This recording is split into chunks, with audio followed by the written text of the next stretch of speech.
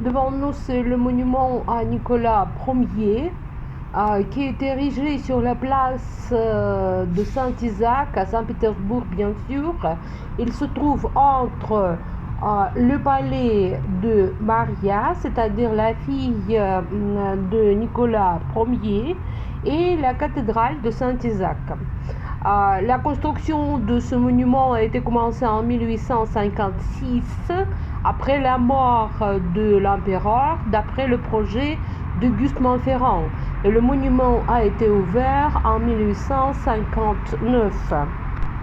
Puisque Nicolas Ier est entré au pouvoir, au trône, quand il a eu l'insurrection des décembristes le 14 décembre 1825, c'est l'insurrection des nobles au centre de Saint-Pétersbourg.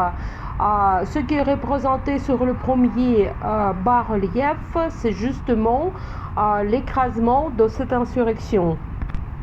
Le piédestal de ce monument est fait de marbre d'une part et de pierre qui est amenée de Carélie, et c'est la même pierre qui se trouve aux Invalides sur le tombeau de Napoléon. Les quatre figures que nous voyons ici sont à tour de rôle le pouvoir, la sagesse, le droit et la religion, ou plutôt la croyance. Et les têtes de ces figures-là représentent les visages de sa femme et de ses filles, de ses trois filles.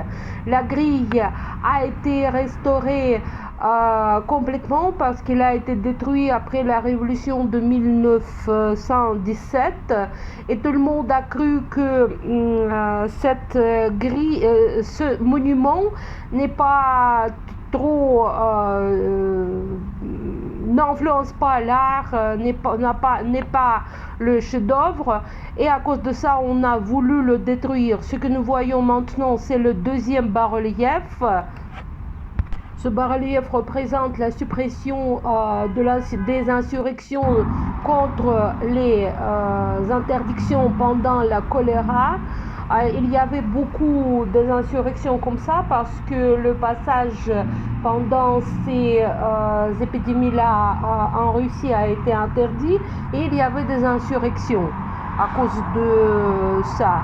On voit de nouveau ce monument du côté de l'Est, deux figures. La croyance, on la verra un peu plus tard. Ce qui est étrange pour moi, la croix n'est pas plutôt orthodoxe parce qu'il manque encore une barre, mais c'est plutôt la croix catholique d'une part, et d'autre part, à l'époque du 18e et 19e siècle, on a fait attention à la question de la religion en Russie, mais dans l'art, ce n'était pas si sévère, comme ici par exemple. Vous voyez la croix, c'est plutôt la croix catholique de l'Europe de l'Ouest. Voilà. Et on n'a pas fait attention à cela parce que c'est un chef-d'œuvre, c'est une pièce, c'est un monument qui représente l'empereur. Voilà. La statue avec Nicolas Ier mesure 6 mètres, c'est-à-dire seulement la statue. Et pour le monument, il est peut-être 12 mètres, quelque chose comme ça, parce qu'il est énorme. La pierre de Carélie est en bas, et en haut, c'est le marbre. On commence à voir une partie, la cathédrale Saint-Isaac, et à l'autre côté, à droite, on voit une partie de l'hôtel Astoria. Le grand influenceur de la politique à l'époque de Nicolas Ier, c'était Michel Speransky, qui a fait une grande édition de toutes les lois qui ont existé à l'époque de Nicolas Ier.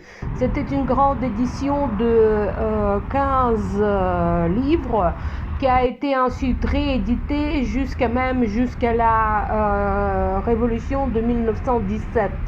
C'est-à-dire ça a existé, ça a fonctionné ensuite depuis à peu près 75 ans, quelque chose comme ça. Et c'est à cause de ça qu'il est montré sur le bas-relief précédent. On voit déjà le suivant. Le bas-relief suivant représente l'ouverture du pont de chemin de fer entre Moscou et Saint-Pétersbourg. C'est la plus grande œuvre de l'époque de Nicolas Ier, cette construction de la route entre Moscou et Saint-Pétersbourg.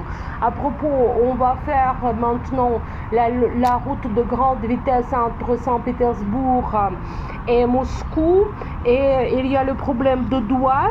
Dans cette route, on dit que c'est le doigt de Nicolas Ier. D'une part pour contourner un marais, quelque chose comme ça, et d'autre part Novgorod le Grand n'était pas inclus dans cette route, et maintenant on va corriger cette faute pour inclure Novgorod la Grande à ces passages des trains entre Moscou et Saint-Pétersbourg. Et bien sûr, ça ajoute l'épanouissement dans les régions de Novgorod la Grande, une des anciennes capitales de la Russie, c'est-à-dire Novgorod le Grand date de 9e siècle, quelque chose comme ça, de 9e siècle, ça c'est sûr. Et on va corriger cette faute de la reine de Nicolas Ier. Voilà, on voit ce monument de loin. Il est très magnifique. Il est sur la même ligne que le Cavalier d'Errant, mais de plus près, c'est le monument qui est très lié avec le style de l'éclectisme très populaire à l'époque des années 60 du 19e siècle en Russie.